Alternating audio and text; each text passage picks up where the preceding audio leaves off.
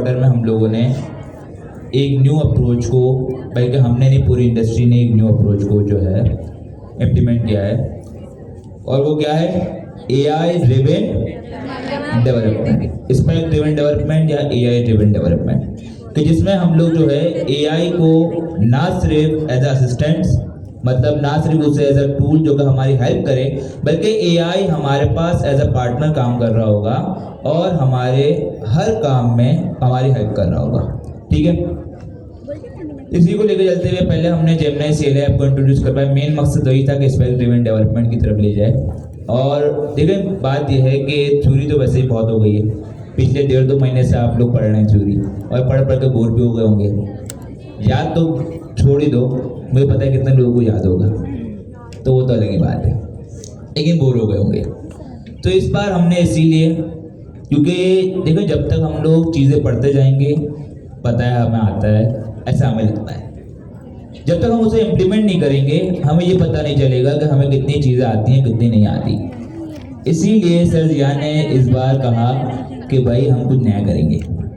इस बार सिर्फ टेस्ट नहीं होगा, स्पेक ड्रिवन डेवलपमेंट, क्योंकि ये कोडिंग करने की, प्रोजेक्ट्स, प्रोडक्ट्स और सारे जो इंफ्रास्ट्रक्चर उसे बनाने का एक नया तरीका है, जिसे इंडस्ट्री के सारे लोग अडॉप्ट कर रहे हैं, जो कि अच्छे हैं वो अडॉप्ट कर रहे हैं। और ये सिर्फ मैं नहीं कर रहा, आप अगर हमारे पास स्पेक किट, जो कि गिटहब की तरफ से ऑफिशियल फ्रेमवर्क है, उसकी अगर रेपो पे जाएं तो आपको खुद पता चल जाएगा कितने लोग इसे अडॉप्ट कर रहे हैं और कितने फास्ट इसको लोग अडॉप्ट कर रहे हैं। तो भाई अगर हम नहीं करेंगे तो हम पीछे रह जाएंगे, तो इसलिए हमें भी करनी थी। अब ठीक है भाई, सीख आप भी लेंगे, मैं भी लूँगा, नई चीज़ है, लेकिन सीख कर क्या करेंगे? जब तक हम कोई प्रैक्टिकल काम नहीं करेंगे हमें वो चीज़ सही से नहीं आएगी। इसीलिए सर जिया ने हैकाथॉन इंट्रोड्यूस करवाया है, और ये हैकाथॉन सबके लिए, इसमें हम टीचर भी बख्शे गए नहीं हैं। ठीक है, तो सबसे पहले वो कहते हैं सबसे पहले मैं ही आया था, तो सबसे पहले कोई भी चीज़ आती है तो वो टीचर्स के लिए आती है, क्योंकि ये चीज़ें इतनी नहीं है। अगर हम ढीले खुद पड़ गए तो आप लोगों को कौन पढ़ाएगा? हम आपको कैसे कह सकते हैं कि भाई आप लोग थोड़े स्ट्रिक्टनेस आप पे करनी है, आप लोग कहेंगे कि आप पढ़ें, तो पहले हमें चीज़ें अडॉप्ट करनी पड़ती हैं। और हम अल्हम्दुलिल्लाह सर जिया हमें ढीला नहीं होने देते। जैसे ही हम सोचते हैं थोड़ा आराम आया तो कहते हैं अभी तो स्टार्ट है, तो वो चीज़ें हमारे पास आ जाती हैं। लेकिन यही चीज़ एक बहुत मज़ेदार है, इसी से हमारी जो ग्रोथ होती है और आप लोग की भी होती है। तो इस तरीके से सर ने हैकाथॉन इंट्रोड्यूस करवाया, स्पेक ड्रिवन डेवलपमेंट का। हैकाथॉन क्या है हमारे पास, आप लोगों को पता होगा। इस बार हमने जो है सारा का सारा हमारे PISC और GISC का पूरे हमारे, क्योंकि कंटेंट हमारा सेम होता है, अप्रोच हमारी डिफरेंट होती है। हो सकता है हम PISC में कोई डिफरेंट अप्रोच लेकर चल रहे हैं, GISC के लिए हम कोई डिफरेंट अप्रोच लेकर चल रहे हैं, लेकिन कंटेंट हमारा सेम होता है। तो उस पूरे कंटेंट को हमने एक बुक की शक्ल में इंट्रोड्यूस करवाया, और हमने AI नेटिव बुक बना दी है, जो कि सर जिया उनकी टीम इस पर वर्किंग कर रही है। और इसको मज़ीद कैसे इंटरेक्शन इसमें मज़ीद लानी है, किसे इसे इंटरेक्टिव बनानी है, उस पर अभी भी काम हो रहा है और आगे होता रहेगा। तो अब सर ने कहा कि भाई हमने बुक बना दी, हमने इस बुक को स्पेक ड्रिवन डेवलपमेंट के ज़रिए बनाया है, तो अब हमें चाहिए कि हम इस चीज़ को दूसरों को भी सिखाएं, और जो हमारे स्टूडेंट्स हैं वो भी इस काम को करें। तो सर ने हैकाथॉन बनाया, जिसके अंदर आपको इसी तरीके की एक AI नेटिव बुक बनानी पड़ेगी। टॉपिक आपको दे दिया जाएगा, जो कि कोऑर्डिनेटर्स को तो ऑलरेडी मिल चुका है, और आप लोगों का हैकाथॉन होगा नेक्स्ट संडे, इस संडे के नेक्स्ट संडे 7 दिसंबर। तो उसमें हमारे पास तमाम GISC के स्टूडेंट्स होंगे। इस संडे जो हैकाथॉन है उसमें फैकल्टी हमारे पास PISC की फैकल्टी, GISC की फैकल्टी और PISC के स्टूडेंट्स हैं जो कि सीनियर हैं, और इसके अलावा GISC के हमारे कोऑर्डिनेटर्स, क्योंकि कोऑर्डिनेटर्स उनको एक पोजीशन दी गई है, तो थोड़ा तो उनको भी अब मज़ा आना चाहिए। तो इनको फिर अब हमने कहा कि नहीं, इनको नहीं छोड़ना हमें, बाकी लोगों को हम थोड़ा टाइम दे देंगे, लेकिन इनको ऑलरेडी बहुत टाइम मिल चुका है, क्योंकि इनको कोऑर्डिनेटर बनना था, तो थोड़ा तो अब चाहिए ना तरका। तो खैर, अब बात यह है कि हैकाथॉन तो आ गया हमारे पास, स्पेक ड्रिवन डेवलपमेंट किसको आती है? सही है, अच्छी बात है। कितने लोग आती है? इसमें कितने लोग कोऑर्डिनेटर नहीं है? आप लोगों को आती है, अच्छी बात है। सीख रहे हैं ना, हम भी सीख रहे हैं, ठीक है, क्योंकि ये चीज़ अभी इवॉल्व होगी, अर्ली स्टेजेस पर है, ठीक है, स्टेबल है, लेकिन अभी भी इसमें काफ़ी चीज़ें चेंज होंगी वक्त के साथ साथ, ऐसा ही होता है, ठीक है। तो इसीलिए हमने कहा कि भाई अब हमारे जीआईसी के स्टूडेंट्स उनका कुछ करवाना पड़ेगा हमें, वरना जब उनके पास ये हैकाथॉन आएगा तो हमें बड़ी दुआएं देंगी, ऐसे ही। तो इसीलिए हमने एक स्पेशल सेशन करवाया, क्योंकि अभी हमारे दरमियान सर अमीन भी आए हुए हैं। सर अमीन हमें कुछ देर में ज्वाइन करेंगे, सर अमीन अभी पाकिस्तान में। तो फिर हमने डिस्कशन की और हमने कहा कि भाई हैकाथॉन से पहले हम हैकाथॉन की प्रैक्टिस के लिए क्लास के अंदर स्पेशल सेशन करवाएंगे, जिसमें हम लोग हैकाथॉन के रिलेटेड ही बात करेंगे और हैकाथॉन की प्रैक्टिस करवाएंगे कि अगर कोई स्टूडेंट जो कि इसको प्रॉब्लम्स आ रही हैं, जो कि नहीं समझ पा रहा, तो वो किस तरीके से अटेम्प्ट करेगा। तो इसीलिए हमने अनाउंसमेंट भी कर दी जितने भी हमारे क्लासेस आएंगे, क्योंकि हमारे पास फैकल्टी है वो भी इस वक्त पढ़ा भी रही है, इसके अलावा हैकाथॉन भी कर रही है, तो उन पर प्रेशर है। तो ये प्रेशर अब आप पर भी आना चाहिए, क्योंकि अब टाइम ज़्यादा नहीं है, 1 वीक है, और 1 वीक आई थिंक बहुत है इस लेवल के लिए, क्योंकि जो बुक बनानी है उसमें टेक्निकल इतनी कोई चीज़ नहीं है, सिर्फ एक रैंक का चैटबॉट है। इसके अलावा आपको बुक के लिए कंटेंट जनरेट करवाना पड़ेगा। बस आपको पता होना चाहिए कि आपको कैसे ये एआई ड्रिवन डेवलपमेंट या स्पेक ड्रिवन डेवलपमेंट की अप्रोच को इम्प्लीमेंट करना है। उसके लिए आपको स्पेक किट प्लस आना ज़रूरी है। स्पेक किट प्लस क्या है भाई? अच्छा देखें, सबसे पहले एक काम करते हैं, थोड़ा लैपटॉप भी कनेक्ट कर लेते हैं, साथ साथ देखते भी नहीं। तो आई थिंक आप लोगों को जेमिनी CLI तो अच्छी तरीके से आती है, तो क्लाउड कोड की CLI यूज़ करना आप लोगों के लिए कोई मसले वाली बात नहीं होगी। अच्छा, हमने कहा था इस जो सेशन है इसकी कुछ रिक्वायरमेंट थी, पूरी रिक्वेस्ट थे कि इसमें आपने कुछ इंस्टॉलेशन करके आने थे। कितने लोग करके रहे हैं? क्या बात है। क्लाउड कोड कितने लोगों के पास इंस्टॉल है? कितने लोगों का पेड है? 1 2 3, यहाँ से 1 2 3, अच्छा 3 3% भी इसे नहीं कहेंगे। तो भाई क्यों?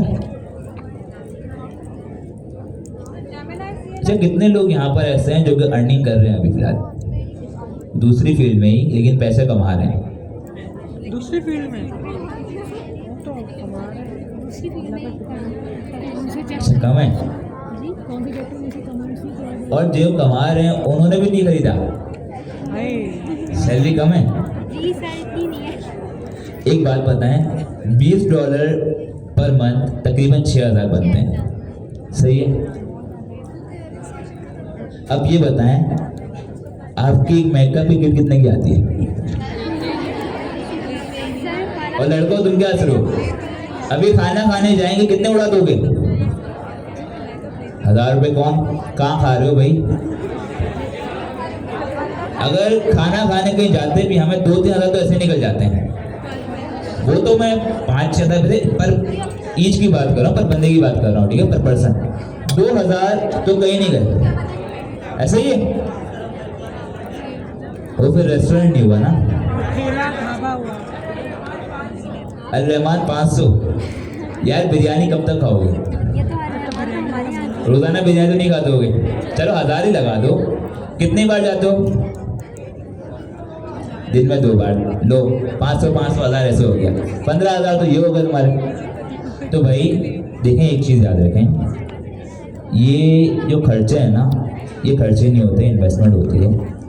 अभी हमारे पास इंडस्ट्री के अंदर जो CLI है, CLI आपको सब सर ने आपको बता दिया होगा, हमें मुझे शायद डिटेल में बताने की ज़रूरत नहीं है। CLI सिंपल ये है कि आपके सिस्टम में एक AI एजेंट आ गया है और आपका सिस्टम नॉर्मल सिस्टम से एजेंटिक बेस्ड सिस्टम बन गया है, सिंपल, ठीक है। अब हमारे पास सबसे बेहतर जो अभी चल रहा है क्लाउड कोड चल रहा है, उसका हमारे पास ओपस है, सोनेट है, उसके मॉडल्स हैं, वो अभी तक बहुत ज़्यादा अच्छे चल रहे हैं कोडिंग के, ठीक है। इसके बाद हमारे पास OpenAI का है, ठीक है, कोडेक्स, और 3rd नंबर पर आता है जेमिनी बाबा। अब बात यह है, जेमिनी जो है वो फ्री है, क्लाउड कोड जो है वो पेड है, लेकिन यार क्लाउड कोड के अंदर बहुत सारी ऐसी चीज़ें हैं जो कि जेमिनी में अभी तक नहीं आई। तो इसलिए हम आपको सजेस्ट कर रहे हैं भाई, रिकमेंड कर रहे हैं कि जो लोग परचेज कर सकते हैं भाई वो करें। कितने लोगों ने वैसे परचेज के दोबारा एड्रेस करें? सही सही बताइएगा, ठीक है। आपने क्लाउड कोड जब परचेज किया है, वर्थफुल था नहीं था, या आप ऐसा लगाओ कि आपने खरीद के यार पैसा ज़ाया कर दिए? असल में पाकिस्तान वालों की मेंटलिटी अलग है, और ये मेंटलिटी बेचारे वो नहीं जानते। अब हमारे यहाँ चेक होना चाहिए कि कोई पेड अकाउंट अगर पाकिस्तान वाले इसके लिए फ्री कर दो बेचारे के लिए, ये तो पैसा खर्च नहीं करेगा। हम जीमेल के $2 भी खर्च नहीं करेंगे। अगर हमारे पास जीमेल की स्पेस फुल हो जाएगी तो हम गूगल ड्राइव की स्पेस वो भी नहीं खरीदते कि भाई मैं क्यों खरीदूँ, मैं तो पाकिस्तान में, मैं तो फ्री यूज़ करूँगा। तो ये माइंडसेट थोड़ा चेंज करें भाई, इन्वेस्टमेंट है, अपने आप पे खर्च करोगे तभी कुछ करोगे। फ्री जेमिनी यार चलती है, लेकिन अभी तक टू बी ऑनेस्ट मुझे उसके रिजल्ट इतने अच्छे नहीं लगे। जेमिनी 3 जो है वो इंट्रोड्यूस उन्होंने किया है, वो काफ़ी कंपेटेबल है। आई थिंक मैंने अपडेट भी नहीं किया, तो जेमिनी 3 आ गए, जेमिनी CLI के अंदर भी तक इंट्रोड्यूस कर दिया उन्होंने। ठीक है, मैं अपडेट कर लूँगा तो शायद मेरे पास भी आ जाए। खैर, तो जो लोग अफोर्ड नहीं कर सकते, ठीक है, नहीं कर सकते, तो उनके लिए हमने कोई रास्ता निकाला कि भाई वो क्लाउड कोड के ज़रिए, क्योंकि क्लाउड कोड एक एजेंट है। देखो 2 चीज़ें होती हैं, एक है क्लाउड कोड जो कि एक एजेंट उन्होंने बनाया है, एजेंट जैसे हम ओपन है एजेंट तरीके से बनाते हैं। एक है उसके पीछे LLM चल रहा है। तो कुछ फीचर्स हमारे पास एजेंट के होते हैं जो कि हम एजेंट बनाते हैं तो उसको प्रोवाइड करने से क्लाउड कोड के अंदर कुछ हमारे पास चीज़ें हैं जो कि हम आगे जाकर डिस्कस करेंगे, ठीक है। इसके पीछे हमने कहा क्लाउड कोड आपने इंस्टॉल कर लिया, उसकी CLI इंस्टॉल कर ली। अब बात आ गई उसके मॉडल्स की जो कि पेड है, तो उसके लिए हमने क्या कहा कि आप क्लाउड कोड के अंदर जेमिनी के मॉडल इस्तेमाल कर सकते हैं। इसीलिए हमने आपको क्लाउड कोड राउटर को इंट्रोड्यूस करवा दिया कि भाई उसके ज़रिए आप लोग जो है अपने क्लाउड कोड के अंदर क्या यूज़ कर सकते हो, जेमिनी के मॉडल्स, ठीक है, जेमिनी के API के ज़रिए। यार ये नेट क्यों नहीं चल रहा, क्योंकि जेमिनी CLI में नहीं है, कौन बताएगा? और कोई किसी को और कोई मौका दो ना यार। इंस्टॉल कितने लोगों ने कर लिया? एरर आ रहा है, वो तो आएगा, वो जिंदगी का हिस्सा है, ठीक है। कितने लोगों ने इंस्टॉल कर लिया? और कितने लोगों को ये पता है क्या फ़ायदा है इंस्टॉल करने का? सब एजेंट्स। यार यही मसला है, पता है हमारे स्टूडेंट का ना क्यूरियोसिटी नहीं है। आपके पास जेमिनी CLI इंस्टॉल थी, आपको कहा गया क्लाउड कोड इंस्टॉल करो, सब ने बस हुक्म की ताबेदारी करी, है अच्छी बात है, इंस्टॉल कर लिया। लेकिन किसी के जहन में ये नहीं आया ये भाई कौन सी फिल्म थी आमिर खान की, नहीं गजनी नहीं, इसके अलावा भी हो रहा है 3 Idiots, कि सबने बस रट्टा मारना स्टार्ट कर दिया, किसी ने कुछ समझा नहीं, कुछ नया सीखने को मिलेगा। भाई क्लाउड कोड के अंदर हमारे पास कुछ फीचर्स ऐसे हैं जो कि जेमिनी CLI के अंदर नहीं है। उसमें सबसे पहला फीचर आता है सब एजेंट्स का। क्या आता है? सब एजेंट्स का। दूसरा आता है स्किल्स का। पहला कौन सा है? मेरे पास कनेक्ट हो गया, बहुत अच्छा लगा आप लोगों को देख कर। हमें भी तो हैकाथॉन के लिए प्रिपरेशन कैसी है इस वक्त? स्पेक किट पढ़ी हुई आप लोगों ने? कुछ हार के बाद भी आई है? जी सर। खुद से पढ़ी है मतलब जिन्होंने?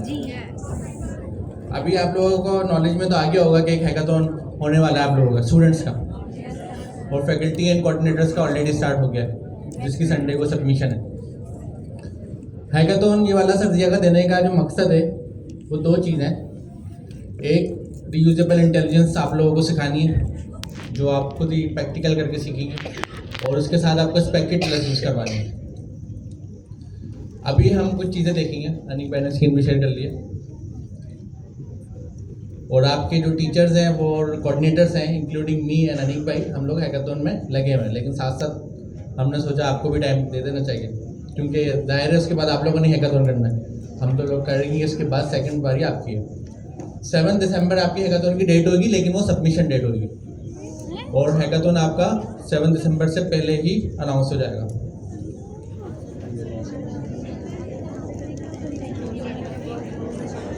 ओ भाई पहले स्टार्ट हो जाए तो हम लोग क्या करेंगे, प्री हैकाथॉन शो करेंगे, उसमें आपको रिक्वायरमेंट्स बताएंगे सारी, क्या चीज़ें किस तरीके से करनी है, देन आपका हैकाथॉन स्टार्ट हो जाएगा। अभी आपके लिए इम्पोर्टेंट क्या क्या है, मुझे आप ये बताएं, जो इस वक्त क्लास में स्टूडेंट्स बैठे हुए हैं उनमें से कितने ऐसे स्टूडेंट्स हैं जिनके पास क्लाउड का पेड अकाउंट मौजूद है? क्लाउड का बॉयज़ में से बड़ा लिमिटेड है, फीमेल्स में से बहुत लिमिटेड है, और बाकी लोगों के पास नहीं है क्लाउड का पेड अकाउंट। ठीक है। सेकंड नंबर पे अब दूसरा सवाल ये है, आप में से कितने ऐसे स्टूडेंट्स हैं जिनकी earning per month more than 50,000 PKR है? थोड़ा सा बड़ा हैंड प्रेस करके दिखा दें, नजर तो आ जाए। तो क्या कंजूसी है, क्लाउड क्यों नहीं खरीदा? आपने कहा क्या जरूरत है यार, हो ही जाएगा, कोई ना कोई बता ही देगा क्या जुगाड़ है, हो जाएगा। क्या एक्स्ट्रा है, मुझे एक्स्ट्रा थोड़ी है।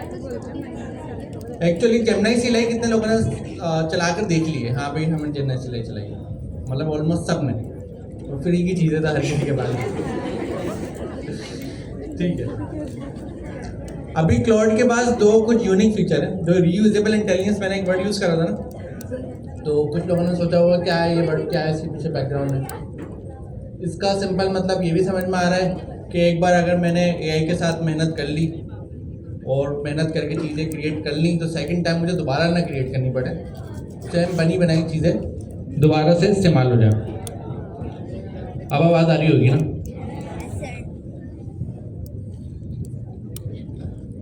सेम बनी बनाई चीज़ें दोबारा से इस्तेमाल हो जाए।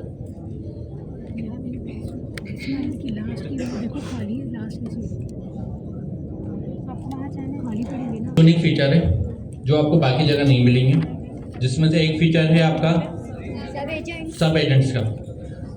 सब एजेंट्स का क्या फीचर होगा?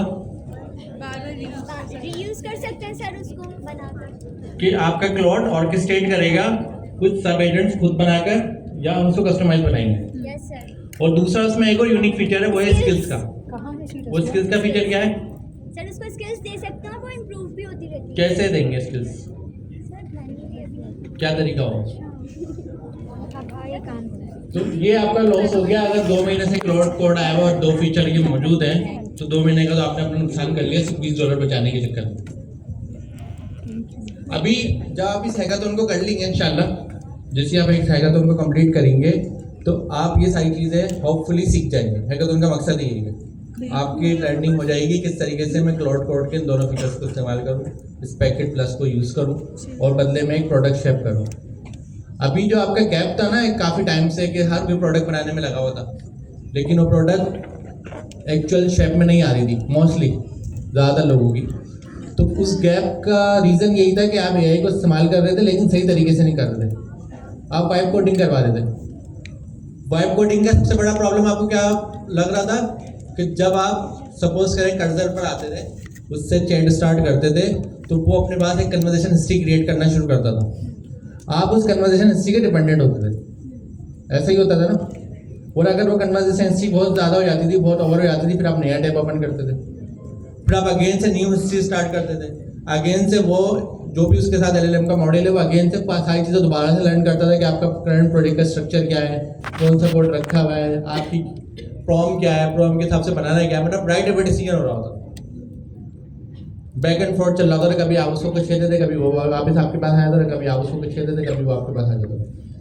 तो वहाँ पर आपकी प्रोडक्ट में कभी क्वालिटी नहीं आ पाई। हो सकता है किसी ने प्रोटोटाइप कंप्लीट कर लिया, इतना हो गया होगा, इससे ज़्यादा आगे नहीं बढ़ रहा, यही प्रॉब्लम होगी ना। अभी वाला जो तरीका हम हैकाथॉन में यूज़ कर रहे हैं ना, ये इतना इंपॉर्टेंट आपके लिए है कि जो गैप आपका अभी तक टाइम से था, उस गैप से आप आगे आ जाएंगे। किससे? आपको AI को प्रॉपर यूज़ करना आ जाएगा, किस तरीके से मुझे AI से प्रोडक्ट बनवानी है। अभी आप में से कितने ऐसे लोग हैं जो कुछ ना कुछ राइटिंग कर रहे होते हैं और वो कहीं ना कहीं पोस्ट कर रहे होते हैं, या नहीं भी करते, उनके माइंड में होता है मैं कभी कुछ लिख कर किसी टॉपिक पे कहीं पोस्ट करूँ। कितने ऐसे लोग हैं?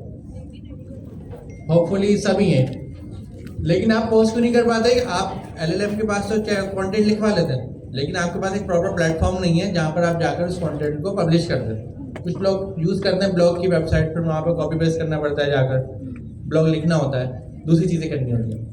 तो हमारा जो हैकाथॉन होगा, इसकी जो पहली रिक्वायरमेंट होगी, सर बता चुके हैं आपको क्या रिक्वायरमेंट होगी? आपकी हैकाथॉन की पहली रिक्वायरमेंट होगी कि आपने बुक राइट करनी है। बुक बुक राइट करने के लिए जो आप फ्रेमवर्क यूज करेंगे वो होगा डॉकरसोरस। डॉकसोरस, ये रहा डॉकरसोरस। ये फेसबुक का फ्रेमवर्क है, इसमें रिएक्ट यूज हो रही है, सारी वही चीज़ें जो आपने पढ़ी हैं, इसमें कोई एडिशनल आपको ऐसा नहीं मिलेगा जिसमें आप फंस जाए। लेकिन एक अच्छी बात है कि आपने खुद से राइट करने की ज़रूरत नहीं है, इसके लिए आप यूज़ करेंगे एआई को। और इन केस अगर आप ओपन भी करते हैं इसका स्ट्रक्चर, इसकी डिटेल, इसकी फाइल्स फोल्डर, तो आपको वो समझ में आएगा क्योंकि आपने रिएक्ट पढ़ी हुई, तो आपकी नहीं कोई चीज़ नई नहीं होगी। ये वाला लाइब्रेरी आप यूज़ कर रहे बुक राइटिंग करने के लिए। अब इसमें आपको फ़ायदा क्या है, खुद से आपने कुछ राइटिंग नहीं करनी, इसमें आपने खुद से कुछ डेवलपमेंट नहीं करनी, ये सारी डेवलपमेंट आपने एआई से करवानी है। यही टारगेट होगा हमारे हैकाथॉन में। तो ये वाला प्रोजेक्ट आपने बनाना होगा। तो आज की क्लास में हमारा एक टारगेट हम रख लेते हैं कि एटलीस्ट आप इसका हेलो वर्ल्ड कर इसके स्ट्रक्चर में एक सिंगल चैप्टर सिंगल पैराग्राफ लिख लें, ताकि आप इससे थोड़ा सा यूज टू हो जाएंगे कैसे करना है। खुद से आपने कुछ नहीं करना, आपके पास सिर्फ क्लाउड का कोड हो, क्लाउड कोड की CLI हो। सेकंड नंबर पर आपने वाइब कोडिंग नहीं करनी। अब प्रॉब्लम क्या है, क्लाउड कोड के साथ मैं कनेक्ट करूंगा, जैसे ही उससे मैं कोई मैसेज टाइप करके इंटर करूंगा तो वो वाइब कोडिंग स्टार्ट कर देगा। यही करेगा ना वो तो डायरेक्ट मेरे क्वेश्चन सुनेगा और डायरेक्ट जाकर उस पर एक्शन ले लेगा। दरमियान में कोई ऐसा गैप नहीं आएगा जिसमें मैं अपनी स्पेसिफिकेशन के साथ रीजनिंग करूँ, मतलब रिक्वायरमेंट के ऊपर हम लोग रीजनिंग करें। नॉर्मली सॉफ्टवेयर इंडस्ट्री में क्या होता है, जब कोई प्रोडक्ट बनना होता है तो पहले उसकी डॉक्यूमेंटेशन होती है।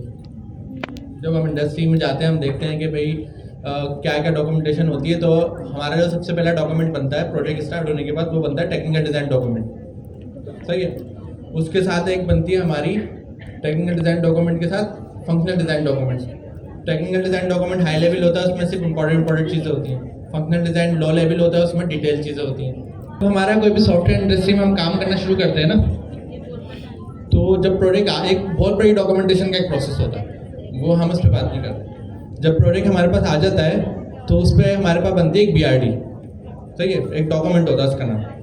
उस BRD का जो अगला स्टेप होता है वो हमारे बनते हैं 2 डॉक्यूमेंट, एक होता है टेक्निकल डिज़ाइन डॉक्यूमेंट, एक होता है फंक्शनल डिज़ाइन डॉक्यूमेंट। ये डॉक्यूमेंट वो एक्चुअल डॉक्यूमेंट होते हैं जो पूरे प्रोजेक्ट का स्कोप हमारा इन काइंड ऑफ लॉक कर रहे होते हैं। ठीक है, इस डॉक्यूमेंट के ऊपर पूरी ब्रेनस्टॉर्मिंग होती है, क्या चीज़ें होंगी क्या नहीं होंगी, किस तरीके से होंगी क्या नहीं होंगी, इसी के ऊपर पूरी पेमेंट डिसाइड होती है, इसी पे सारी चीज़ें होती है। उसके बाद वर्किंग शुरू होती है। ये मैं एक कॉमन चीज़ बता रहा हूँ ऑर्गेनाइजेशन पर्सपेक्टिव से।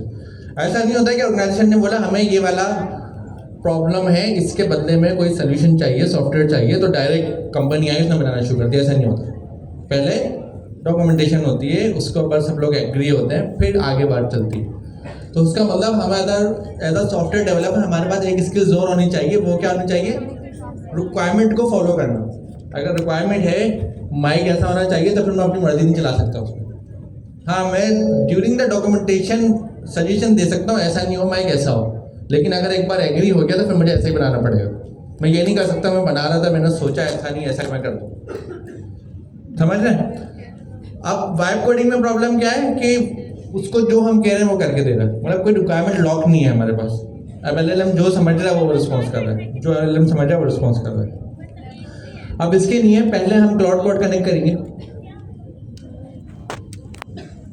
होपफुली जिनके पास पेड अकाउंट है वो तो क्लाउड कोड यूज कर सकते हैं, जिनके पास पेड अकाउंट नहीं है, अब ऐसी क्या मजबूरी है कि पेड अकाउंट नहीं है। इसमें आपका नुकसान है, अगर आप क्लाउड का अकाउंट नहीं खरीद रहे ना, आपका लॉस है।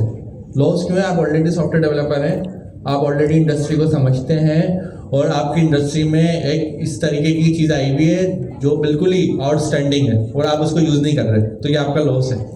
और जितना टाइम आप उसको बाय करने में देर लगा रहे हैं उतना आपका नुकसान हो रहा है। ये बात आपको जब समझ में आई जब आप इसको यूज़ करेंगे, अभी तो आपको नहीं पता कैपेबिलिटीज़ क्या है।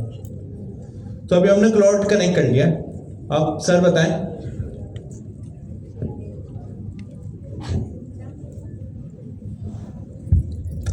अच्छा आप लोगों ने जेमिनी जैसे यूज़ किए। सिमिलरली जब आप क्लाउड को ओपन करेंगे, जेमिनी ओपन करने का तरीका क्या था, जेमिनी लिख देते। इसी तरीके से हमने क्लाउड लिखा तो क्लाउड की CLI हमारी ओपन हो चुकी है। अब अगर इसे देखेंगे तो सबसे पहले अगर हम जेमिनी की बात करें, जेमिनी में हमारे पास कुछ कमांड्स थी। सिमिलरली हमारे पास क्लॉड के अंदर भी कुछ कमांड्स हैं, ठीक है। अगर हमारे पास स्लैश करूं तो मल्टीपल हमारे पास कमांड्स यहाँ पर आ जाएंगी। लेकिन आई थिंक आप लोगों ने ऑलरेडी जेमिनी को इतने डिटेल में देखा है, तो क्लॉड को यूज़ करने में इनको इतना आई थिंक सर मसला नहीं आएगा। तो अच्छा सही है। अच्छा, मेन चीज़ हमारे पास इसमें कुछ चीज़ें होती हैं हमारे पास, जैसे जेमिनी के अंदर हमारे पास होती gemini.md की फाइल। तो ये बताएं gemini.md की फाइल क्या काम करती थी? कॉन्टेक्स्ट लिखने में काम आती है। प्रोवाइड करने के लिए, गेट करने के लिए हमारे पास क्लॉड डॉट। अच्छा एक काम करते हैं, मैंने यहाँ पर ओपन किया है सिंपल क्लॉड मेरी सी ड्राइव के अंदर। मैं काम करता हूँ, अच्छा तरीका यही है कि मैं किसी एक फोल्डर के अंदर जाऊँ, पहले इसको पहले बंद करूँ, ठीक है। एक किसी फोल्डर के अंदर जाऊँ और वहाँ पर हम ये वर्किंग स्टार्ट करते हैं, ठीक है। मैं ठीक है, यहाँ मैं CMD एक फोल्डर बना देते हैं, ठीक है। यहाँ लिखते हैं क्लॉड,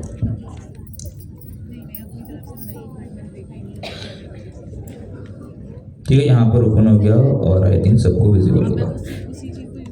यहाँ पर मैं आता हूँ जेमिनी केस में। अगर हमें जेमिनी की कोई फाइल बनानी होती थी, क्या करते थे हम लोग? gemini.md की फाइल बनाने के लिए /init। तो यहाँ पर भी हमारे पास सिमिलरली एक कमांड है /init, जो क्या करती है?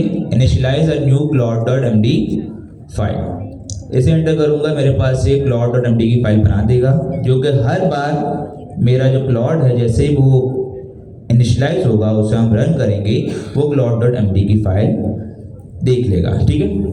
ये आई थिंक बना रहा है, टाइम लगा है, नहीं बनाते हैं, ठीक है। अच्छा, हम इसकी बहुत सारी कमांड्स हैं, लेकिन मेन हमारे पास जो चीज़ें हैं हम उस पर ज़रा देखेंगे कि क्या क्या चीज़ें हमें प्रोवाइड कर रहा है। जिसमें से हमारे पास पहली चीज़ है, क्या है? सब एजेंट्स, दूसरी स्किल्स। ये बताएं सब एजेंट्स की नीड क्यों पड़ी हमें? क्या फ़ायदा है? अभी तक हमने OpenAI एजेंट SDK से एजेंटिक सिस्टम बनाया, हाँ या ना? ये बताएं उसमें हम लोग मल्टीपल एजेंट्स बनाते थे, स्पेशलाइज एजेंट भी हम जिसे कहते थे, या हम उसे सब एजेंट्स कह सकते हैं। उसकी नीड क्यों पड़ती थी हमें? स्पेसिफिक टास्क परफॉर्म करने के लिए। सिमिलरली हमारे पास क्लॉड के अंदर भी हम सब एजेंट्स बना सकते हैं, जो कि हमारे एक एक स्पेसिफिक टास्क के लिए स्पेशलाइज होंगे। अगर मुझे बुक बनानी है तो ये बताएं, बुक बनाने के लिए अगर मैं एक ही एजेंट से सारे काम करवाऊँ, वो एजेंट राइटिंग भी कर रहा है, उसको वैलिडेट भी कर रहा है, वो UI भी बना रहा है, वो बैकएंड का कुछ कोड भी लिख रहा है, ये अच्छी चीज़ है? या फिर मैं ये कर लूँ अलग अलग एजेंट सब एजेंट बना दूँ, एक राइट कर रहा है, दूसरा उसको वैलिडेट कर रहा है। तो ये हमारे पास कॉन्सेप्ट था। अगर मैं यहाँ पर जाता हूँ और एजेंट्स के अंदर कमांड्स हैं कि मैनेज एजेंट कॉन्फ़िगरेशन, क्लिक करता हूँ, ठीक है। यहाँ से अभी हम एजेंट बना सकते हैं, लेकिन अगर हम आगे जाके जब प्रोजेक्ट बनाएंगे तो हम दूसरा भी हमारे पास बहुत सारे तरीके हैं कि हम प्रोजेक्ट बेस्ड एजेंट कैसे बनाते हैं, वहाँ से देंगे, ठीक है। और हमारे पास अच्छे भारत बंद हो जाता है। आई थिंक सर इसमें बहुत सारी चीज़ें वही जेमिनी से वाली, मेन हमारे पास जो है एजेंट्स और सब एजेंट स्किल, हम वो जब स्पेक ड्रिवन की तरफ जाएंगे तो उसी में इनको बना कर दिखा देंगे। तो स्पेक ड्रिवन में मूव है या फिर इसे मजीद आपने देखना है, क्योंकि इसमें सारी कमांड वही है। हमारे पास मॉडल की कमांड है, मैं नहीं चाह रहा कि इस पर आप मजीद टाइम वेस्ट करें। मॉडल आपने कौन सा जो है सेलेक्ट करना है, सोनेट या हाइकू। सोनेट हमारे पास अभी बेस्ट चल रहा है। अच्छा, ओपस है हमारे पास, लेकिन ये इतने तेज़ हैं कि जो $20 सब्सक्रिप्शन है उसमें ओपस नहीं देते, $200 वाली भी डायरेक्ट देते हैं। तो सोनेट हमारे पास है, तो सोनेट चूज़ कर लीजिएगा जिनके पास पेड अकाउंट है, वरना वो तो फिर जेमिनी वाले हैं दूसरे, ठीक है। खैर, अच्छा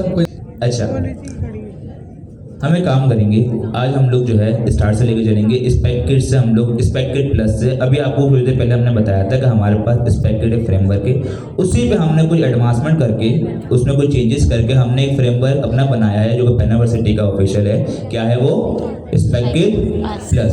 तो सर स्पेक किट की बात कर रहे हैं, स्पेक किट प्लस, इसकी हमें नीड क्यों पड़ी? हम अपना फ्रेमवर्क भी तो वही, मतलब इतने सारे बंदे हैं, इनको पता है एजेंट, इन्होंने इतनी शानदार तरीके से ओपन है एजेंट नज़दीक किया, काफ़ी लोगों ने कंट्रीब्यूशन की है, तो ये तो अपना ही बना सकते हैं स्पेक्टेड। इनको क्या ज़रूरत है कि ये जो जुनैद भाई का बनाया हुआ है, जो गिटहब का ऑफिशियल स्पेक्टेड है, उसे यूज़ करें? अनिक भाई पहले ये क्लियर करेंगे, तारीफ है या तंकीद है इनका? बेइज्जती एक तीर से दो शिकार। ठीक है। अच्छा, कुछ सवाल है आप लोगों से। पहला तो आपके पास क्लाउड का अकाउंट नहीं है, वो तो हमने डिस्कस कर लिया ऑलरेडी। सेकंड नंबर पर क्लाउड को यूज़ भी करना जाहिर है, जो उसके अंदर चीज़ें हमें उसका फ़ायदा लेना है रीयूजेबल इंटेलिजेंस के पर्सपेक्टिव से, उसका स्किल्स और सब एजेंट का फीचर यूज़ करना है। अब मुझे ये बताएं, जब मैं क्लाउड का पेड अकाउंट खरीदता हूँ और क्लाउड को मैं डाउनलोड करता हूँ, डाउनलोड तो फ्री में हो जाता है ना, सेटअप भी फ्री में हो जाता है, और हमें ये बात मालूम है एज अ डेवलपर, अगर कोई डाउनलोड हो जाती है उसका मतलब उसका पूरा कोड बेस मेरे पास लोकल पर है, पूरा कोड, और कोड में कोई जादू नहीं होगा, कोई चीज़ें लिखी होंगी, फंक्शन होंगे, क्लासेस होंगी। ये चीज़ हम ओपनएआई यूनिवर्सिटी के पढ़ते वक्त देख चुके हैं कि उसका पूरा कोड हमारे पास होता था। सिर्फ एडिशनल चीज़ क्या है? LLM की कॉल, जो वो इंटरनेट के थ्रू करता है, यही एडिशनल चीज़ है ना। तो क्लाउड की CLI जब मैं यूज़ करूँगा, या जेमिनी CLI आप यूज़ कर रहे थे, जब आप उससे इंटरेक्ट करते थे, उससे कोई बात करते थे, तो वो पूरा करता था। तो वो अपनी सारी इस ऑब्जर्वेशन, अगर आपने करी होगी इन सारी चीज़ों की ऑब्जर्वेशन, वो कहाँ जाता था? LLM के पास जाता था, रिक्वेस्ट करता था, रिस्पॉन्स आता था। तो अगर हम अपने माइंड में कुछ पिक्चर बनाएं कि जेमिनी CLI के बैकग्राउंड पे क्या हो रहा होता था, या क्लाउड CLI के बैकग्राउंड पे क्या हो रहा होगा, तो वो पिक्चर हमारे माइंड में क्या आती है? क्या वो CLI जस्ट एक फ्रंट एंड है, या क्या है उसके बैकग्राउंड पे क्या हो रहा है? वो जस्ट एक LLM को कॉल और रिस्पॉन्स कर रहा है। कितने लोग इस पर एग्री हैं और कितने लोग डिसएग्री हैं? नहीं, इसमें कुछ और भी है। सवाल दोबारा रिपीट कर देता हूँ। जब मैं जेमिनी CLI के साथ इंटरेक्ट कर रहा हूँ या क्लाउड की CLI के साथ इंटरेक्ट कर रहा हूँ, मैंने उसको कोई क्यूरी दी, वो क्यूरी LLM के पास गई, वहाँ से रिस्पॉन्स आया, रिस्पॉन्स मुझे मिल गया। क्या यही फ्लो है या इसमें एडिशनल भी कुछ और है? एडिशनल है। एडिशनल क्या है? प्रोजेक्ट के साथ इंटरेक्शन। क्या है बताया? एजेंट इन्वॉल्व है।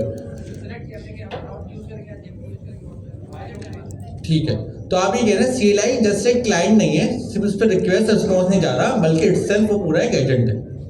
जिस तरीके से हम ओपनएआई यूनिवर्सिटी से एजेंट बनाते थे, सेम एज इट इज, जिस तरीके से हम ओपनएआई यूनिवर्सिटी पर एक एजेंट बनाते थे, उसी तरीके से उन्होंने भी एक एजेंट बनाया हुआ है। तो वो एजेंट हम भी बना सकते हैं, उन्होंने भी बनाया हुआ है, बस उनकी जो इंटरेक्शन है उन्होंने CLI से दी है।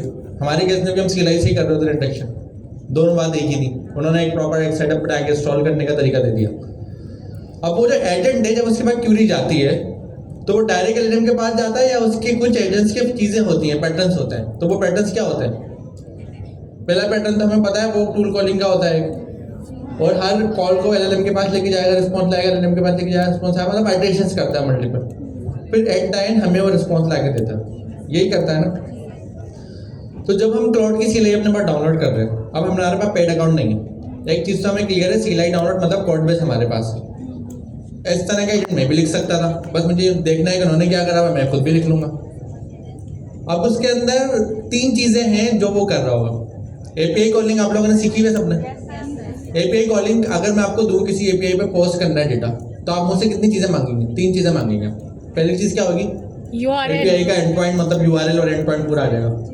सेकंड चीज़ क्या होगी? उसकी की मांगेंगे, आप जाके ऑथराइज हो सके। थर्ड नंबर पर आप क्या पूछेंगे मुझसे?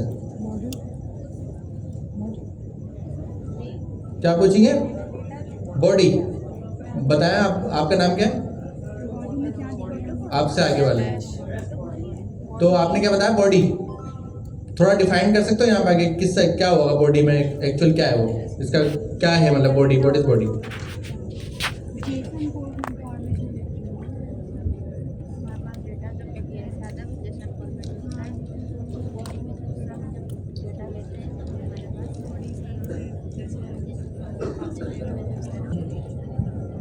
अस्सलामुअलैकुम। अच्छा, जब भी हम किसी एपीआई एंड पॉइंट पे पोस्ट की कॉल लगाते हैं तो हमें 3 चीज़ें चाहिए होती हैं। First of all and point जिस पे हमने कॉल लगानी है, ठीक है। उसके बाद हमें एक टोकन या फिर कोई की चाहिए होती है ताकि हम वेरीफाई कर सकें भाई जो हम पोस्ट कंटेंट कर रहे हैं हम क्रेडिबल भी हैं, या कोई भी आकर तो पोस्ट की कॉल नहीं कर सकता उस एंड पॉइंट पे, ठीक है। और तीसरी चीज़ बॉडी, जो कंटेंट आप पोस्ट कर रहे हो वो क्या है, उसके अंदर क्या क्या चीज़ें हैं। तो यही 3 चीज़ें चाहिए होती हैं आपको कोई भी पोस्ट की कॉल करने के लिए। अच्छा, बॉडी के अंदर आपकी रिक्वायरमेंट के ऊपर बेस करता है कि आप क्या देना चाह रहे हो बॉडी में, ठीक है। जिस किस्म का स्कीमा डिफाइन हुआ होता है बैकएंड पे, उस किस्म से ही बॉडी बनती है। डिफरेंट चीज़ें हो सकती हैं बॉडी के अंदर, वो तो वेरी करता है यूज केस।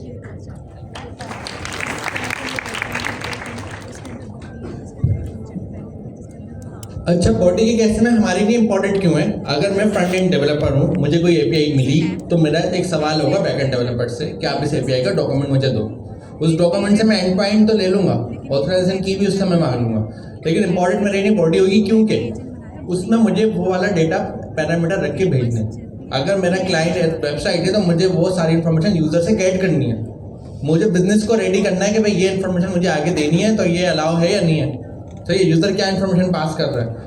कंट्री, अगर आप किसी बैंकिंग पे काम कर रहे हैं तो कंप्लाइंस आ जाएंगे कि यूज़र से आप क्या क्या इन्फॉर्मेशन ले सकते हो, क्या नहीं ले सकते। तो उसका मतलब जो बॉडी है वो एक्चुअली में डेटा है, यूज़र का डेटा, और वो कोई भी डेटा हो सकता है। उस डेटे का पैरामीटर के स्पेसिफिक नाम है। तो मैं एज अ डेवलपर एक ऑब्जेक्ट बनाऊंगा, उस ऑब्जेक्ट के अंदर सारी कीज़ रखूंगा, उस की वैल्यू रखूंगा और उस डेटे को मैं एपीआई में पोस्ट करूंगा, ठीक है। ऐसा ही होगा। और फिर वो एपीआई मुझे रिटर्न में कोई रिस्पॉन्स करेगी। जब हम पोस्ट करते हैं डेटा, एपीआई पे रिटर्न आता है ना, तो जब रिटर्न आएगा वो भी एक स्ट्रक्चर होगा। वो स्ट्रक्चर मेरे पास कहीं ना कहीं फ्रंट एंड पे एम्बेड हुआ होगा। वो जो भी डेटा आएगा मैं उसको यूज़र को शो करा दूंगा, यही होगा। अगर आपकी वेबसाइट बिल्कुल सही चल रही हो, आपने एपीआई कॉल करी हुई है, बॉडी जारी है, रिटर्न आ रहा है, आपके पास प्रॉपर फ्रंट एंड पे कॉल हो रहा है, अगर आप एपीआई का लिंक चेंज कर दें, दूसरी एपीआई लगा दें, और तो आप की भी चेंज करेंगे जाहिर है। लेकिन बॉडी अगर चेंज ना करें तो क्या होगा? क्रैश हो जाएगी, क्योंकि हमारा जो फ्रंट एंड है वो उसको एक्सपेक्टेड बॉडी नहीं भेज रहा, और वो जो बदले में रिटर्न भेज रहा है वो भी एक्सपेक्टेड नहीं। यही प्रॉब्लम अभी आपको क्लाउड सी लाइन में। कोड तो आपके पास है क्लाउड का, आप उसके अंदर जाके देखें भाई इसके अंदर लिंक कौन सा है एंड पॉइंट का जो वो यूज़ कर रहा है अपने एलएलएम का, मतलब सोनेट का, आप उसको हटा के जेमिनी का लगा दें। एपीआई की आप अपनी देना, आप उसको जेमिनी की देना। प्रॉब्लम कहाँ आ जाएगी? जो वो डेटा पोस्ट कर रहा है और जो उसके बाद रिटर्न आ रहा है, क्योंकि उन्होंने जो लिखी हुई है, एजेंट बनाया हुआ है, उन्होंने अपनी एपीआई के हिसाब से बनाया। तो इसका रीबटल क्या है कि हम दरमियान में कुछ ऐसा टूल लिखें जो जब भी कॉल जाए तो वो बॉडी चेंज कर दे जिस एपीआई को जा रही है, और जब भी रिटर्न आए तो वापस से बॉडी जो भी रिटर्न आ रहा है उसको चेंज कर दे। तो वो काम ऑलरेडी किसी ने करा हुआ है। किसने करा हुआ? हमारे पास बुक में मेंशन है। ये काम आप भी कर सकते थे, इसमें कोई रॉकेट साइंस नहीं थी, लेकिन अब हुआ है तो हम यूज़ कर लेते हैं, टाइम बचा लेते हैं। लेकिन वो दिन कब आएगा जब हम दूसरों के को पर रिलाय करेंगे खुद? आप लोगों के पास भी तो फर्स्ट मूविंग एडवांटेज था, फ्री वाले पे आ जाए।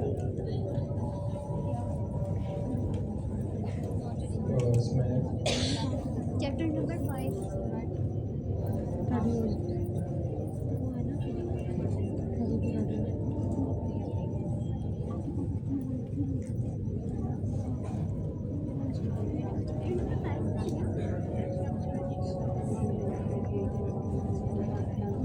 Sir, chapter 5.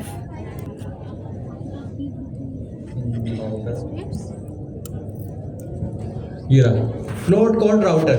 अगर आप इस राउटर को अपने पास सेटअप करते हैं तो इसकी मदद से आप क्लाउड कोड को यूज़ करें, लेकिन जो प्रोवाइडर है एलएलएम का वो आप जेमिनी का लगा लें, या इसके अलावा भी जो जो इसमें सपोर्ट करें वो लगा सकते हैं। तो हम क्योंकि टेक्निकल लोग हैं, हम हर चीज़ की बैकग्राउंड का जानने की कोशिश करते हैं। तो जो मैंने चीज़ बताई है आपको यही लग रही है, कुछ और लग रहा है, क्योंकि एजेंट तो हमारे पास है लोकल पर, सिर्फ एडिशनल चीज़ यही है कि वो एपीआई कॉल कर रहा है और रिस्पॉन्स ला रहा है। तो उस एपीआई की को अगर हम लिंक को चेंज कर दें, जो उसको ऑथराइजेशन टोकन देना उसको चेंज कर दें और बॉडी को चेंज कर दें, तो हम एलएलएम चेंज कर सकते हैं। तो इसका मतलब फिर हमें पैसे देने की ज़रूरत नहीं होगी। फिर हम जो एपीआई की यूज़ कर रहे हैं बस उसके पैसे हमें देने पड़ेंगे। अगर वो जेमिनी है वो तो फ्री में अवेलेबल है, या हमारे पास कोई और की हो हम उसको यूज़ कर लेंगे। समझ रहे हैं? सिर्फ स्कीमा ही इंपॉर्टेंट है ना हमारे लिए, बाकी की और वो भी चेंज करना इतना मसला नहीं है, स्कीमा इंपॉर्टेंट है। तो इस राउटर ने एक्सपेक्टेड क्या है, इस राउटर को अगर हम हाईलाइट करें, एक्सपेक्टेड हमें क्या लग रहा है, राउटर के नाम आपको क्या लग रहा है इस राउटर ने क्या करा हुआ है? वो हर रिक्वेस्ट को अपने पास पहले लेकर आ रही होगी, वो कोड क्या करता होगा, ऑब्जेक्ट से डॉट डॉट करके सारी वैल्यूज को उठाता होगा, और क्योंकि हम जेमिनाई को कॉल कर रहे हैं तो जेमिनाई के स्ट्रक्चर में वापस से रिफॉर्म करता होगा, जिसको हम ट्रांसफॉर्म बोलते हैं, ट्रांसफॉर्म करता होगा और उसको पॉज कर देता होगा। जैसे जेमिनाई का रिटर्न आता होगा, उसको ऑब्जेक्ट होगा उसके पास, उस ऑब्जेक्ट से डॉट डॉट करके सारी वैल्यू निकालता होगा, दूसरा ऑब्जेक्ट होगा उसके पास क्लॉड का, उस ऑब्जेक्ट में वो वैल्यू प्लेस करता होगा और वापस सीधा के पास आ देती होगी। यही कर रहा होगा ना बीच में, यही तो मैं पूछ रहा हूँ, यही तो मैं पूछ रहा हूँ, इस पर हो क्या रहा होगा, इसकी मैं बात कर रहा हूँ। ये तो मौजूद है ऑलरेडी, टॉप पर आएगा, हाँ बस इसको हाईलाइट कर दूंगा। आपको क्या लग रहा है, क्योंकि हम टेक्निकल लोग हैं ना, हर चीज़ के बैकग्राउंड जानने की हमें ज़रूरत है बिल्कुल, तो आप बताएं इसके बैकग्राउंड पे क्या हो रहा होगा, क्या लगता है आप लोग बताएं सब। इस स्कीमा में डॉट डॉट करके वैल्यू हटाकर ओवरराइड करी होगी जेमिनाई के अकॉर्डिंग, और जेमिनाई को पॉज कर दी होगी। जेमिनाई को जब कोई भी पॉज कर, जेमिनाई को लेना देना है, एपीआई तो कोई भी कॉल कर सकता है, तो जेमिनाई के पास जैसी रिक्वेस्ट आई होगी उसने रिटर्न करा होगा, रिटर्न इसके पास आया होगा तो वापस चेंज करके किसको दे दिया होगा, क्लाउड को। तो दरमियान में ये क्या हो रहा है, दरमियान वाली चीज़ को हम क्या बोलते हैं, प्रॉक्सी, क्या बोलते हैं, तो ये प्रॉक्सी है। प्रॉक्सी मतलब मेरे बिहाफ पे कोई और काम कर रहा है, उसको हम प्रॉक्सी बोलते हैं। तो जेमिनाई, जब मैं कह रहा हूँ क्लाउड CLI या क्लाउड कोड के बिहाफ पे ये काम कर रहा है, जो बैकग्राउंड पर हर बार रिक्वेस्ट की बॉडी चेंज कर रहा है और हर बार रिटर्न की बॉडी चेंज कर रहा है। तो ये हमें कैपेबल बना रहा है कि हम जेमिनाई के LLM को यूज़ करें क्लाउड कोड के साथ। टेक्निकली आपको इसके अलावा दूसरी बात समझ में आ रही है तो मुझे बताएं, क्या समझ में आ रहा है? यही कर रहा है ना। अब मुझे ये बताएं, जब आप इसको कोड को ओपन करेंगे तो ज़ाहिर है टाइपस्क्रिप्ट में कोड लिखा होगा, देख के समझ में आ रहा है क्योंकि NPM इंस्टॉल हो रहा है, ऐसा ही है ना। तो आप लोगों सबको एक टाइपस्क्रिप्ट आती है, अंडरस्टैंडिंग भी है। तो अगर आप लोगों को इस तरीके की कोई प्रॉब्लम मार्केट में मिले तो आपको कितनी देर लगेगी इसका सोल्यूशन बनाने में? 1 घंटा। अगर हम कॉन्सेप्चुअली समझे तो हमारे पास डेटा आ रहा है एक स्ट्रक्चर में, ऑब्जेक्ट में, उस ऑब्जेक्ट से डॉट डॉट करके डेटा निकालना है और दूसरे ऑब्जेक्ट में पुट करना है, बस इतना काम है। मतलब अगर देखें तो ट्रांसफॉर्मेशन वाला काम है। मैंने आपको एक ऑब्जेक्ट दिया, आपने इनपुट लिया ऑब्जेक्ट, उसको चेंज करके दूसरे ऑब्जेक्ट में ट्रांसफॉर्म कर दिया, सिर्फ इतना ही काम होगा ना। फिर उसने क्या करा, उसने जेमिनाई के हिसाब से भी करा, ओपनएआई के हिसाब से भी करा, सबके हिसाब से कर दिया। एक GLM का नाम से मॉडल है चाइनीज का, GLM वालों ने क्या करा, जो क्लाउड का स्ट्रक्चर है ना बिल्कुल सेम स्ट्रक्चर फॉलो करा, बिल्कुल सेम, कोई चेंज ही नहीं है। तो उसकी API की तो आप डायरेक्ट लगा सकते हैं विदाउट इस राउटर के, क्योंकि वो सिर्फ आपने API का ऑथराइजेशन टोकन चेंज करा, URL चेंज करा, बॉडी तो सेम है दोनों की। उन्होंने API जब बनाई ना अपनी LLM की, तो उन्होंने बिल्कुल ही सेम इनका वाला स्ट्रक्चर यूज़ करा कि जहाँ पर ये कोई सॉफ्टवेयर लॉन्च करें वहाँ पर आप GLM की API लगा दें और वो चल जाएगी, क्योंकि वो सेम कॉपी मार रहा है इनका स्ट्रक्चर। GLM वालों ने करा, बाकी सबने नहीं करा, गूगल का अलग है, OpenAI का अलग है, बाकी लोगों का अलग है। तो मुझे बताएं ये टेक्निकल, ये बात आपको क्लियर है इसके पीछे क्या हो रहा होगा? ये जानना बड़ा जरूरी है क्योंकि हम सब सीनियर स्टूडेंट्स हैं। जो इसके अलावा कोई और चीज लग रही है आपको, बताएं।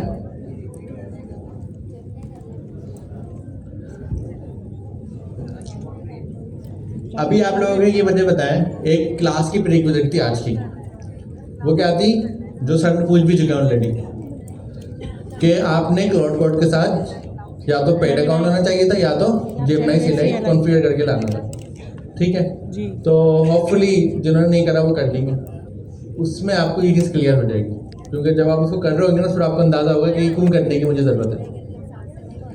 अभी हम आगे बढ़ते हैं और ये देखते हैं, सपोज करें आप सबने क्लाउड को सेटअप कर लिया, पेड अकाउंट ले लिया या तो जेमिनाई को लगा लिया, उसको दिखाया लीडर बोर्ड को, arena LM arena leaderboard. अगर हम जेमिनाई पे जाते हैं तो जेमिनाई का LLM कितना एफिशिएंट है ये हमें कैसे पता लगेगा? लीडर बोर्ड पे टॉप पर कौन आ रहा है टेक जनरेशन में? जेमिनाई 3 प्रो आ रहा है, तो अगर आप जेमिनी 3 प्रो का मॉडल यूज़ करें तो इसका मतलब आप अभी टॉप हैं।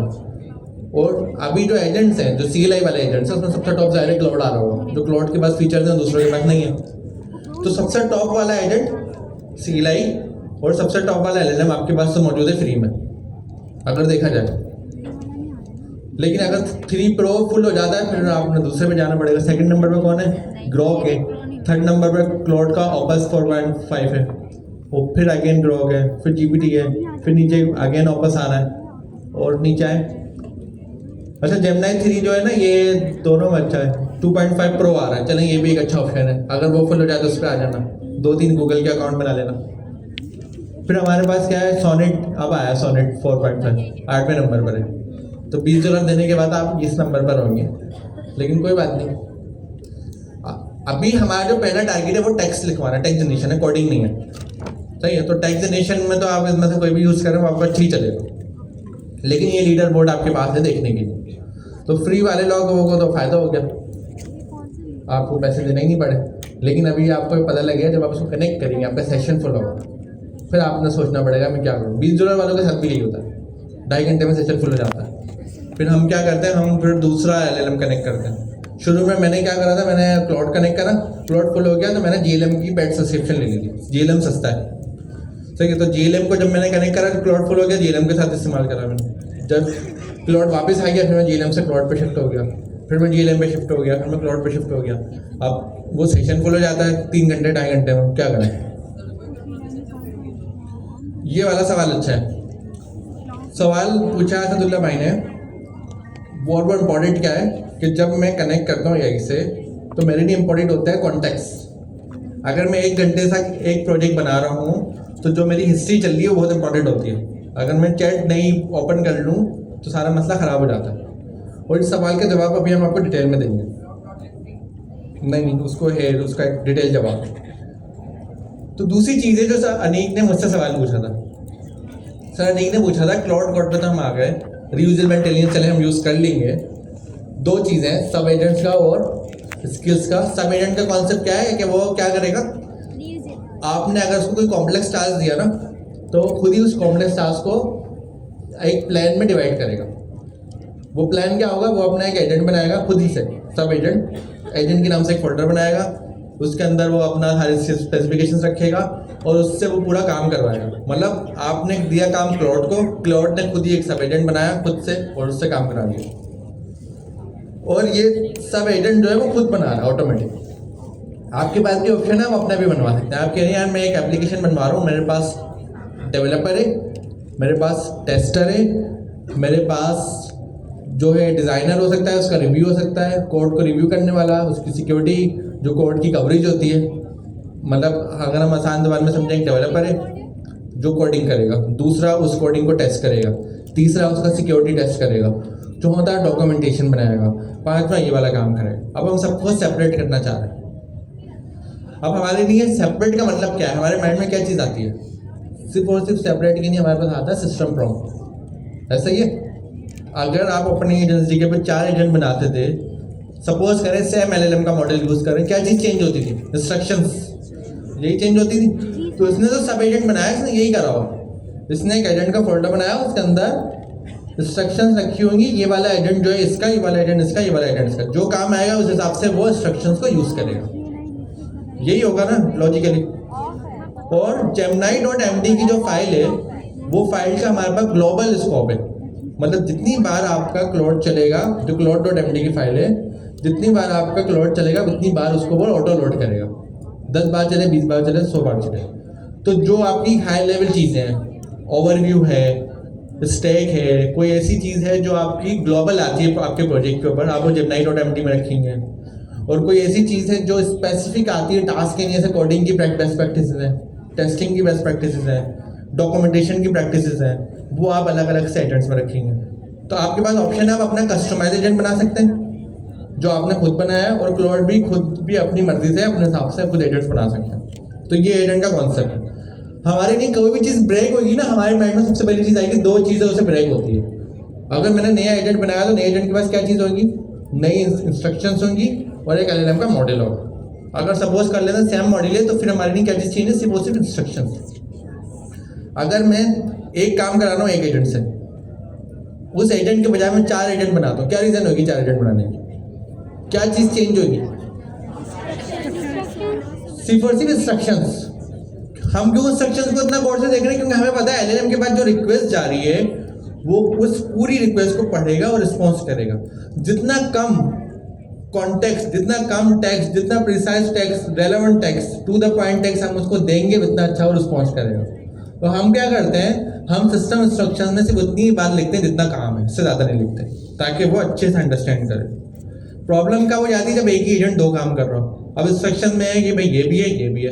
अब एलएलएम उसके अंदर हेलोसिनेशन कर सकता है, चीज़ों पे ब्रेक हो सकता है, वो अपनी मर्जी से चीज़ें चेंज कर सकता है, ये हो सकता है कहीं पे वो स्ट्रक हो जाए, बहुत सारी चीज़ें हो सकती हैं।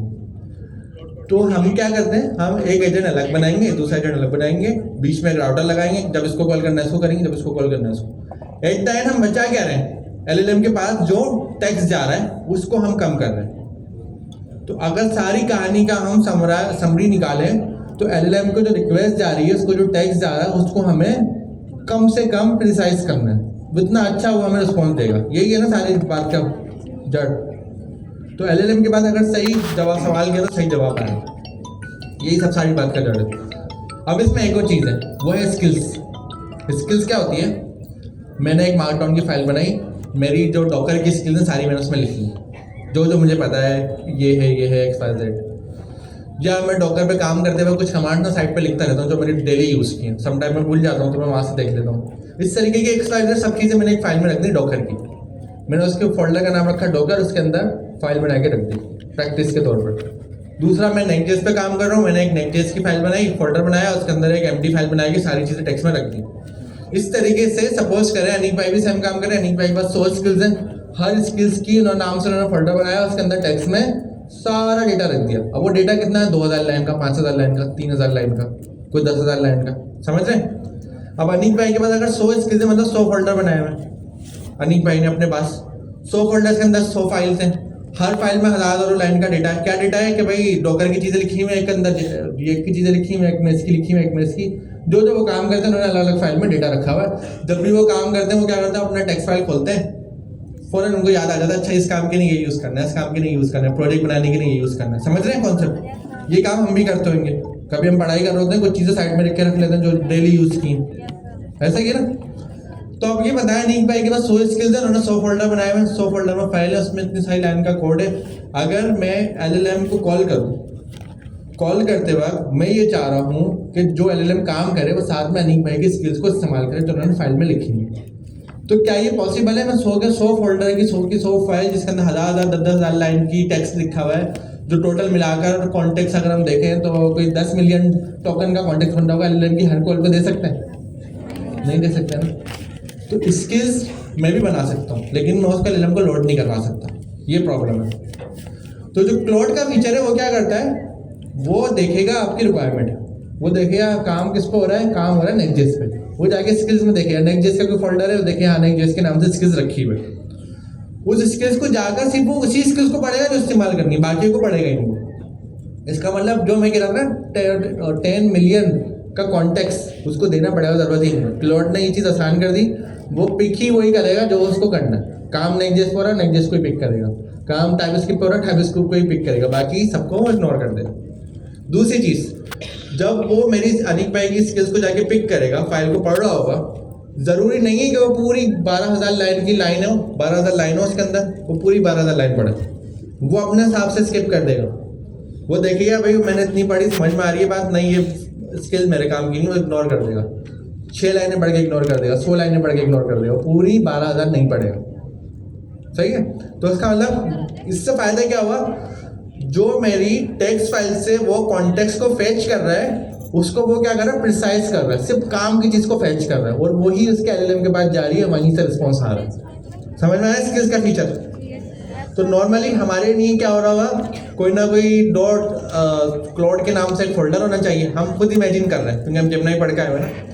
उस क्लाउड के फोल्डर के अंदर एक स्किल्स के नाम से फोल्डर होना चाहिए, उस स्किल्स के फोल्डर के अंदर जितनी अनीक भाई की स्किल्स थी, नेक्स्ट.जेएस की, रिएक्ट की, टाइपस्क्रिप्ट की, ओपनएआई जनरल की, सबके नाम से फोल्डर होने चाहिए। उसके अंदर एक एम्प्टी मार्कडाउन की फाइल होनी चाहिए, उसमें टेक्स्ट में सारी चीज़ें डिटेल में लिखी हुई। यही होना चाहिए। और जब मैं क्लाउड को यूज़ करूँ वो खुद ही से स्किल्स में जाए और खुद ही सारे फोल्डर और फाइल को देखे और जो जो काम का डेटा वो उठाता रहे और इस्तेमाल करता है। समझ रहे हैं? तो मतलब सारा जो कमा लिया उसके एजेंट में स्किल्स वाला। सब एजेंट्स में क्या समझ में आ गया, हमें सिर्फ कॉन्टेक्स्ट को चेंज करा है। जो ग्लोबल कॉन्टेक्स्ट था वो cloud.md में आ गया और जो रेलेवेंट स्पेसिफिक था तो वो हमने एजेंट के फोल्डर के अंदर फाइल बनाकर एमडी में मार्कडाउन में टेक्स्ट रख दिया।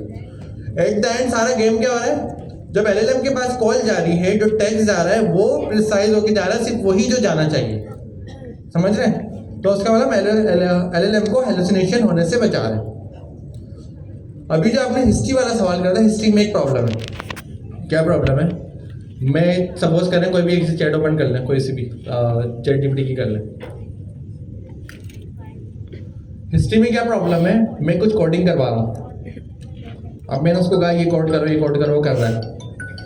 अब मेरा एक टास्क है, टास्क क्या है, बहुत स्पेसिफिक है कि मैं सपोज करें ये बुक लिखवा रहा हूँ। सही है, मैंने उसको डॉकर सोरस सिखाया, भाई ये डॉकर सोरस है, ये है वो है, इसको आपने पढ़ लिया सीख लिया, अब लिखो।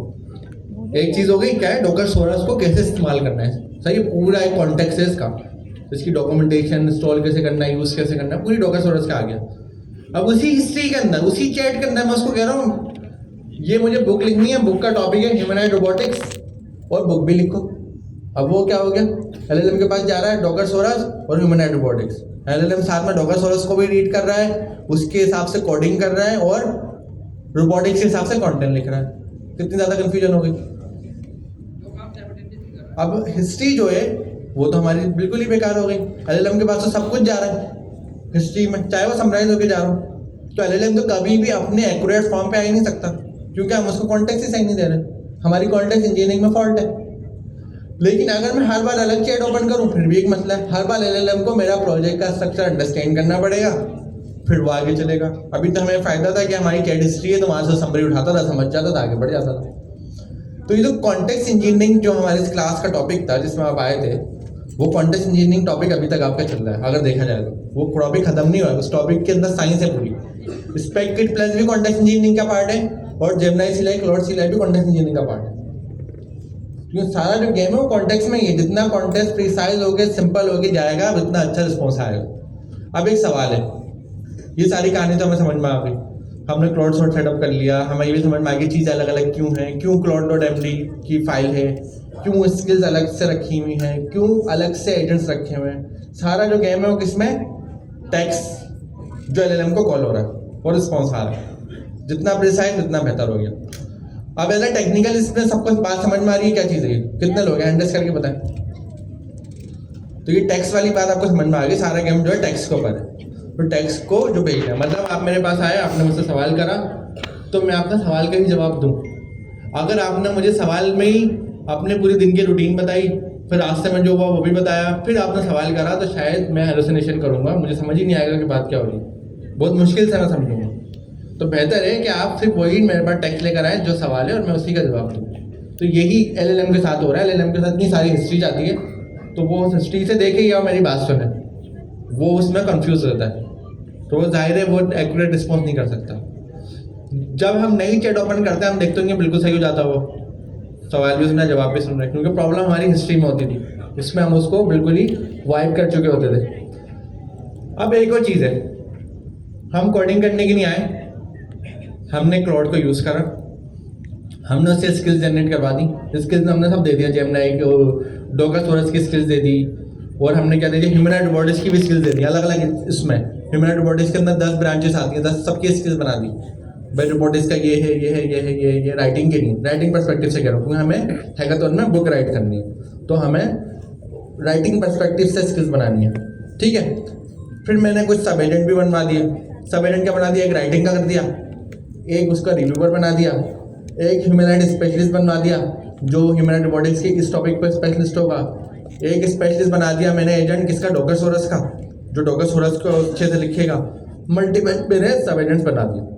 कस्टमाइज बनाए तो मतलब उसको स्लैश एजेंट करके बोलना पड़ेगा, खुद बना देगा। अगर वो खुद बनाए तो वो अपने हिसाब से बनाएगा। ठीक है, दोनों ऑप्शन है। जब हम क्लाउड यूज़ करेंगे स्लैश एजेंट करके हम अपना कस्टमाइज एजेंट बना सकते हैं। सिर्फ क्या होगा, स्ट्रक्चर्स हमारी मर्जी की जाएंगी, और जब वो खुद अपना एजेंट बनाएगा तो वो कब बनाएगा, वो देखिए कोई टास्क कॉम्प्लेक्स है तो वो बोलेगा इसको मैं थोड़ा हिस्सों में ब्रेक करूँ तो वो खुद ही कर देगा।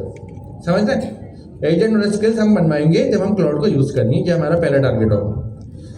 दूसरा हमारा टारगेट क्या होगा? डॉकरसोरस, कि हम क्लाउड से डॉकरसोरस का प्रोजेक्ट बनवाएंगे और उस पर एक हेलो वर्ल्ड कर लेंगे, किसका? एक पैराग्राफ का। अगर कॉन्सेप्चुअली समझे तो सिंपल ऐसा होगा कि क्लाउड का डॉकरसोरस का प्रोजेक्ट सेटअप हुआ, उसकी एक फाइल है, उस फाइल के अंदर एक हेलो वर्ल्ड के तौर पे एक पैराग्राफ का कोड लिख दिया और वो हमारे पास जिस तरह नेक्स्ट की वेबसाइट ओपन होती है जिस तरह ओपन होगी। लेकिन ये सारा काम हम क्लाउड से करवा रहे हैं। अगेन एक प्रॉब्लम आ गई, वो क्या है? क्या प्रॉब्लम है अगर मैं क्लाउड से डायरेक्ट काम करा रहा हूँ? Vibe coding. जो बाकी पीछे लोग बैठे हैं उनसे सवाल है, अगर आप क्लाउड से कनेक्ट करके डायरेक्ट प्रॉम्प्ट देकर रिस्पॉन्स ले रहे हैं, वो क्या प्रॉब्लम है उसमें? थोड़ा तेज बताएं पीछे वाले लोग, क्या प्रॉब्लम है? Vibe coding. दोबारा से रिपीट करें, थोड़ा अच्छी आवाज में पीछे वालों से मैं कह रहा हूँ, सब एक साथ बताएं क्या प्रॉब्लम है? Again vibe coding. Vibe coding क्यों प्रॉब्लम है? क्योंकि कोई चीज़ प्लान नहीं है, डॉक्यूमेंट नहीं है, डायरेक्ट रिक्वेस्ट और रिस्पॉन्स हो रहा है। डायरेक्ट मैंने आपको काम बोला, डायरेक्ट आपने कर दिया। दरमियान में कोई स्पेसिफिकेशन नहीं है कि काम पहले लॉक करा, ये काम करना है, सब एग्री हुए, एक डॉक्यूमेंटेशन बनी, फिर वो काम हुआ।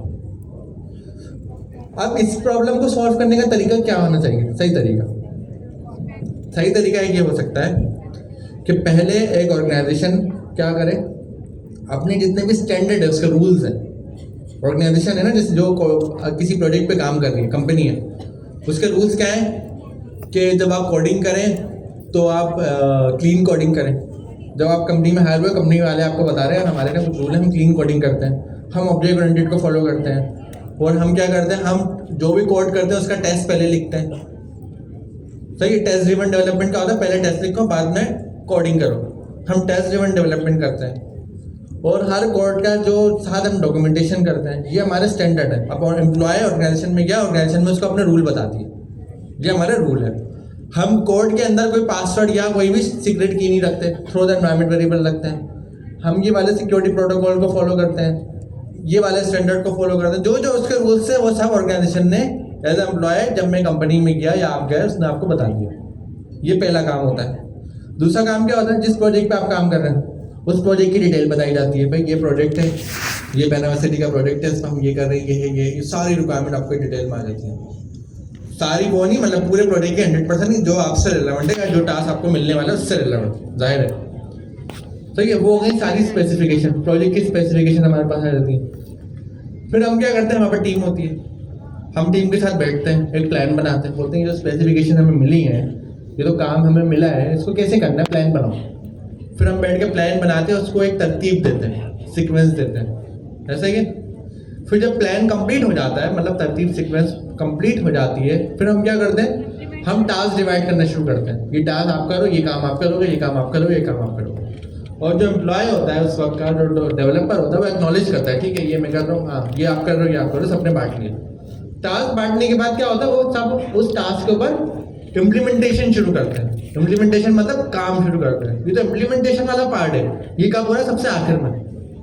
और अभी हम कब कर रहे थे इम्प्लीमेंटेशन वाला, सबसे पहले कर रहे थे। और बीच की जो 4-5 चीज़ें ये सारी इग्नोर हो रही थी क्योंकि वाइब कोडिंग थी। डायरेक्ट उसको बोला डायरेक्ट कर दिया। ऐसा तो नहीं हुआ ऑर्गेनाइजेशन में, आपका ऑर्गेनाइजेशन ने बोला हम जो है टेस्ट ड्रिवन डेवलपमेंट करते हैं, आपने बोला ठीक है मैंने कर दी, आगे बताओ। ऐसा तो नहीं होगा ना। क्या कर दिया आपने, अभी रिक्वायरमेंट ही नहीं दी, उन्होंने कहा भाई रिक्वायरमेंट ये प्रोजेक्ट की तरह ये भी मैंने बना दिया, ये तो कोई क्वालिटी नहीं आएगी। तो इसका मतलब हम जब क्लाउड की CLI के पास जाएं तो हमारे पास एक स्टैंडर्ड हो, स्टैंडर्ड होना ज़रूरी है। पहला स्टैंडर्ड क्या हो कि हम सारे रूल्स को एक फाइल में रखते हैं, जैसे कि cloud.md की फाइल। जब हम सारे रूल्स को एक फाइल में रख दें तो दूसरा काम हम क्या करें, दूसरा काम हम ये करें, एक प्लान डिटेल क्रिएट करवाएं। मतलब मैं जेमिनी CLI से बात कर रहा हूँ या क्लाउड CLI से बात कर रहा हूँ, पहले मैंने उसको क्या कहा, ये मेरे रूल्स हैं, ग्लोबल रूल्स, सही है, वो उससे बनवाएं और एक फाइल में रख दिए ग्लोबली, cloud.md की। दूसरा काम मैंने क्या करा, दूसरा काम मैंने ये करा, प्रोजेक्ट की डिटेल लिखवाई पूरी। तो प्रोजेक्ट में करना क्या, अभी काम शुरू नहीं करा, अभी सिर्फ क्या डॉक्यूमेंटेशन बन रही है, करना क्या है, पूरी डिटेल लिखवाई। वो मैंने कहाँ पे रखूँगा, मैं एक फोल्डर बनाऊँगा, किस नाम से फोल्डर बनाऊँ, स्पेसिफिकेशन के नाम से बना लूँगा या प्रोजेक्ट की स्पेसिफिकेशन के नाम से। उसमें एमडी फाइल लिखूंगा, एमडी फाइल में पूरी प्रोजेक्ट की स्पेसिफिकेशन टेक्स्ट के तौर पे लिखूंगा, ये रिक्वायरमेंट है। फिर मैं क्या करूँगा, मैं एक और फोल्डर बनाऊंगा, उस फोल्डर में मैं क्या रखूँगा, प्लान। फिर मैं उसी स्पेसिफिकेशन को जो लिखी है दूसरे फोल्डर के अंदर एक और एमडी फाइल बना के उसका प्लान क्रिएट करवाऊंगा। फिर मैं एक और फोल्डर बनाऊंगा, उस फोल्डर के अंदर मैं क्या करूँगा, उस प्लान से टास्क बनवाऊंगा। हर टास्क का अलग फोल्डर बनाऊंगा, बेहतर है। Task 1, task 2, task 3, task 20 task हैं तो 20 टास्क के फोल्डर बने, उन सब के अंदर टास्क की डिटेल आ गई, सही है। 20 फोल्डर होगा, सब में टास्क की डिटेल आ गई। फिर हर डेवलपर अपना अपना एजेंट यूज़ करके उस टास्क के ऊपर काम शुरू करेगा और वो टास्क को कंप्लीट करता रहेगा सीक्वेंस के साथ, प्लान को फॉलो करते हुए, समझ रहे हैं। अगर मैं इस तरीके से काम करूँ तो मैं किससे बच जाऊँगा, वाइब कोडिंग से, क्योंकि मैं डायरेक्ट उसको बोल ही नहीं रहा कि कोड लिखो। मैं पहले डॉक्यूमेंटेशन कर रहा हूँ, पहले मैंने स्पेसिफिकेशन लिखी, सबसे पहले मैंने रूल बुक बनाई, ग्लोबल स्टैंडर्ड रूल। फिर मैंने क्या करा, प्रोजेक्ट की स्पेसिफिकेशन लिखी, 2 अलग अलग जगह लिख रहा हूँ, मैं अलग अलग एमडी के फाइल। फिर तीसरे नंबर पे मैंने क्या करा, मैंने प्लान क्रिएट करा पूरा, उसी स्पेसिफिकेशन से करा, अलग से नहीं। चौथे नंबर पे आ रहा टास्क अलग अलग लिख के, वो टास्क के फोल्डर अलग अलग लोगों को दिए। फिर जिन जिन लोगों को दिए उन्होंने उस फोल्डर के ऊपर फाइल के अंदर जो डिटेल लिखी जिस पर इम्प्लीमेंटेशन स्टार्ट करी, प्लान फॉलो करते हुए, समझ रहे हैं। तो जो टास्क की इम्प्लीमेंटेशन स्टार्ट होगी वो कितनी एक्यूरेट कोडिंग होगी। अगर उसमें गलती होगी तो हम गलती कहाँ चेंज करेंगे, कोड में चेंज नहीं करेंगे, हम वो जो टास्क के अंदर डिस्क्रिप्शन लिखी हमने ये करना है ये करना, हम उसमें जाके चेंज करेंगे, फिर उसको दोबारा देंगे, फिर वो एडजस्टमेंट करेगा। फिर अगर वो एडजस्टमेंट सही नहीं करता फिर हम अपने काम पे चेंज करेंगे, टास्क में। तो हम किस चीज़ से बच जाएंगे, हम वो हिस्ट्री से बच जाएंगे। जो हम चैट के ऊपर हिस्ट्री लिख रहे होते थे, भाई ये काम क्यों गलत कर रहा है, सही करके दो, मुझे आधे घंटे बाद डिलीवरी करनी है क्लाइंट को, क्लाइंट मुझे जॉब से निकाल देगा, जल्दी से इसको सही करके दो, इंटर। फिर उसने ख़राब कर दिया, फिर भाई खुदा के वास्ते सही कर दो, फिर इंटर, फिर उसने ख़राब कर दिया। इससे आप बच जाओगे। आप क्या करोगे, आप करोगे एलएलएम ने काम खराब करा, फौरन जाके अपनी स्पेसिफिकेशन पढ़ोगे, आप बोलोगे सही तो लिखी है, क्यों काम खराब हुआ। फिर आपकी जाके प्लान देखोगे, प्लान भी सही है। टास्क देखोगे, आपको मिल गया टास्क में मसला है, टास्क सही नहीं लिखा हो, टास्क को और लिखवाओगे डिटेल में। फिर आप एलएलएम को बोलोगे ये टास्क मैंने अपडेट कर दिया, आप करो, एलएलएम अपडेट कर देगा। तो एआई जब भी गलती करेगी अपना रूल बना ले तो वो गलती आपकी है। जब भी एलएलएम गलती करे वो गलती आपसे ही होगी, वो उसने गलती नहीं करी। तो आपके पास जब चीज़ें डॉक्यूमेंट फॉर्म में होंगी जब तो आप ढूंढ सकते हो गलती कहाँ हुई है। अगर आप उससे चेक कर रहे होगे, बैक एंड फोर्थ चल रहा होगा तो फिर तो ढूंढ ही नहीं सकते। तो स्टैंडर्ड ये वाला सही है या सही नहीं है, जो अभी हमने बात करी, सही है ना। अब इसी स्टैंडर्ड के ऊपर ऑलरेडी हमारे पास कुछ मौजूद है, वो आपको सारा नहीं बताएंगे।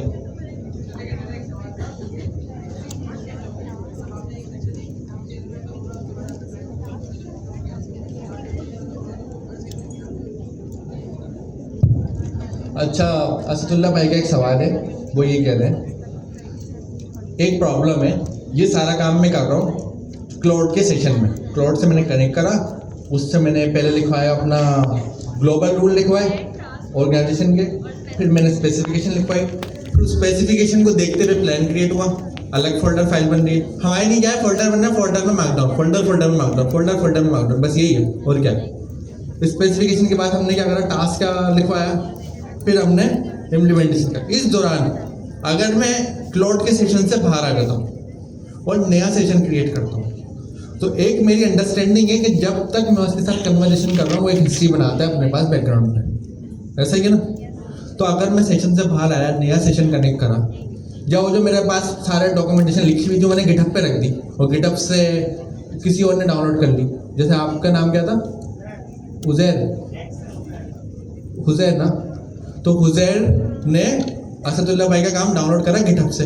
अब जो हिस्ट्री इनके पास थी सेशन की, मतलब जिस सेशन पे ये बातचीत कर रहे थे एलएलएम से, वो तो हुजैर के पास नहीं होगी ना, नहीं होगी। तो इस मामले में हम कैसे सेव करेंगे अपने आप को, यही सवाल था आपका। इस सवाल का जवाब ये है कि अब हम हिस्ट्री पे डिपेंडेंट ही नहीं है, अब हमारे पास हर चीज़ मार्कडाउन में टेक्स्ट में रखी है, समझ रहे हैं। तो अब हम डिपेंडेंट है ही नहीं उस हिस्ट्री। हाँ, डिपेंडेंसी छोटी सी है कि जब मैं काम शुरू कर रहा हूँ तो थोड़ी बहुत हिस्ट्री काम की होती है, लेकिन मेरे लिए बेहतर ये है जब हिस्ट्री बहुत ज़्यादा हो जाए तो उसको मैं क्लियर कर दूँ, क्योंकि हिस्ट्री पे मैं डिपेंडेंट नहीं हूँ, मैं डिपेंडेंट हूँ अपने स्ट्रक्चर पे जो मैंने डॉक्यूमेंट करा। हाँ, जब मैं कोई टास्क करवा रहा हूँ, कोई काम करवा रहा हूँ तो बेहतर है मेरे पास हिस्ट्री हो, चीज़ें रिपीट होने से बचें। रीयूजेबिलिटी हिस्ट्री से भी होती है बहुत सारी बार, ऐसी बात नहीं है। लेकिन ये बेहतर होगा कि जैसी मुझे लगे हिस्ट्री इररिलेवेंट हो रही है फ़ौरन मैं उसको क्लियर कर दूँ, क्योंकि मेरी डिपेंडेंसी मेरे उस मार्कडाउन और प्रोजेक्ट स्ट्रक्चर पर है जो मैंने बनाया। हिस्ट्री पे अब मैंने अपनी डिपेंडेंसी बहुत लिमिटेड कर ली।